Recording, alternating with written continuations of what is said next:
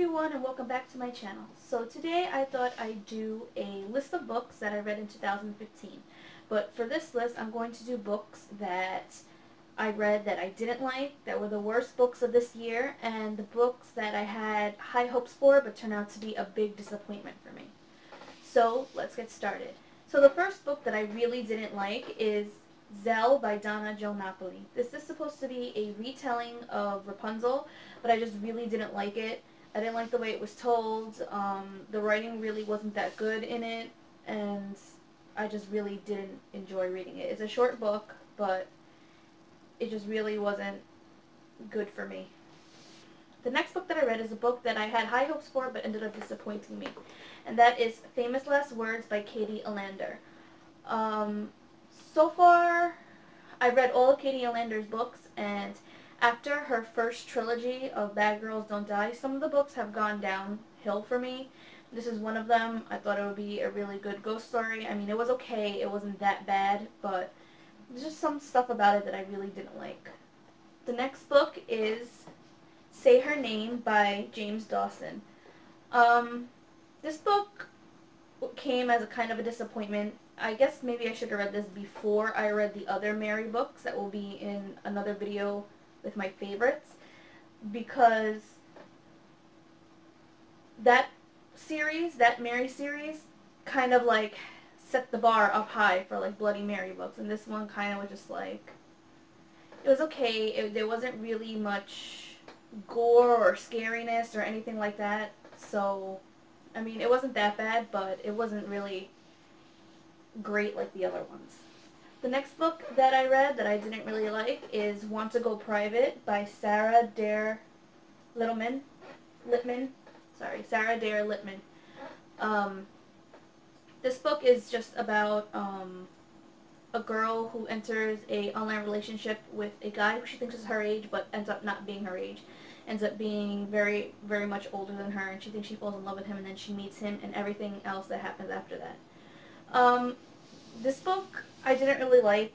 I mean, I've read a lot of other books about this kind of issue that has been done so much more better than this one, so I just really didn't like it, and I don't know, the way it was written, it took a long time for anything to happen, you know, and it was just not something that I really enjoyed reading. The next book that I read was Hungry by H.A. Swain. And let me tell you, this book was a huge, huge disappointment. This book is a dystopian novel, and it's set where nobody needs to eat food anymore. The government gives you these little pills, and it takes away your hunger, so you really don't need to eat. But the main character, forgot her name, hold on. Thalia. The main character, Thalia, starts feeling hunger pains again. So she starts experiencing hunger, but she hasn't experienced in her entire life, because and she's pretty up high in the society because her family is the one who helped discover the pills where you don't have to eat anymore. Then she has this experience. She doesn't know what it is, that it's hunger, and then she tries to find other people, I guess, who are like the resistance members, because there are these people who don't think that they need to have this pill anymore. They want to feel hungry. They want to eat real food. So they know what it's like to really feel hungry because they want to eat real food. And then it's this whole thing that happens. And of course she meets a boy, whatever. It sounds really good, but there's not a lot of action in it. It's just really boring. And I just didn't really like it. I had such high hopes for this one, and it disappointed me so bad. It really did. The girl's kind of dumb. I didn't really like her. Then she, of course, falls in love with a boy who is in part of the resistance or whatever.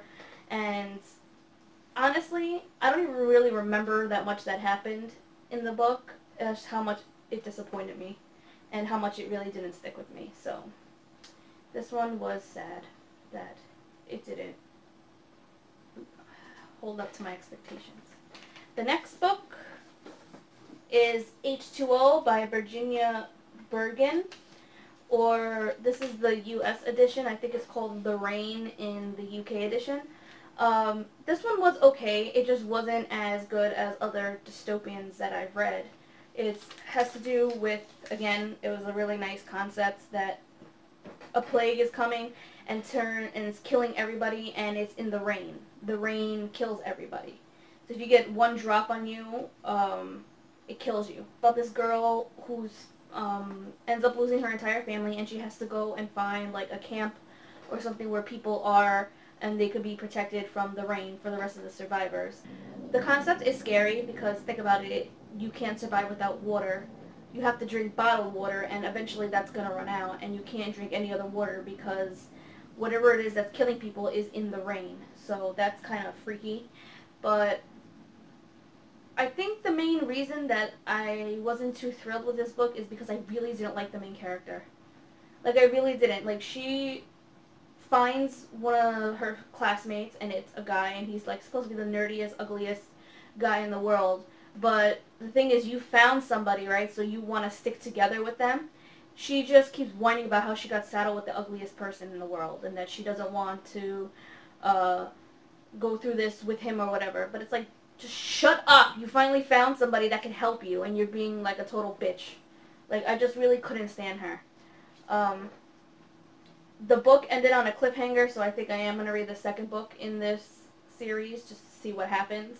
But this one was another big disappointment for me that I was really hyped up to read. Another book that I thought was going to be a really great book but ended up disappointing me was Lying Out Loud by Cody Kiplinger, and she's the author of one of my favorite books, The Duff. This book was just okay. I mean, the reason I loved The Duff was because I loved Wesley and Bianca's characters. They were hilarious. They were so cute together and everything. And I thought maybe they would feature more in the book than they really did. But this book, Lying Out Loud, is set about 4 years after the events of The Duff, and it mainly focuses on Wesley's sister's best friend, who is a complete liar, and about her love story and about stuff that happens with her and how she lies to everybody and everything like that. And it was okay, really. I mean, I would have wanted to know more about Wesley's sister, Amy, because even in The Duff, while the story is focusing on Bianca, you still learn a lot about Wesley, but that didn't really happen here. Like, she just focused on the friend. Her name is Sunny, I think. Yeah, it just focused on Sunny. It didn't even really focus on Amy or anybody. And Wesley and Bianca just made an appearance for a few chapters and then left. So it really wasn't as great as I thought it was going to be, because The Duff was up here and Lying Out Loud is kind of like down here. So that was kind of disappointing. The next book that I read that I really didn't like was The Bunker Diaries by Kevin Brooks.